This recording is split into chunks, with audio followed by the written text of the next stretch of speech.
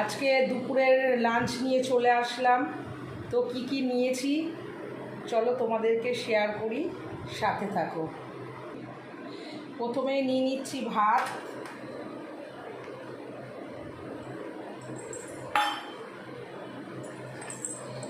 বেগুন ভাজা,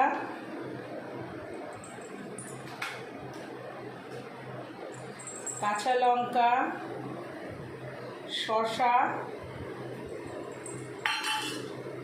এইটা হচ্ছে বাঁধাকপির তরকারি,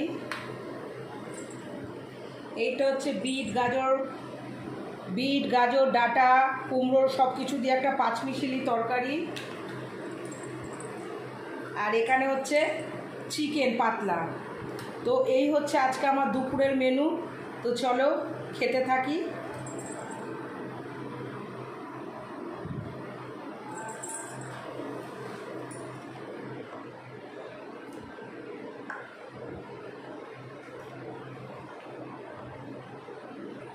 তো বন্ধুরা, আমি এখন খাওয়া শুরু করছি, সেটা তোমাদের দেখালাম না।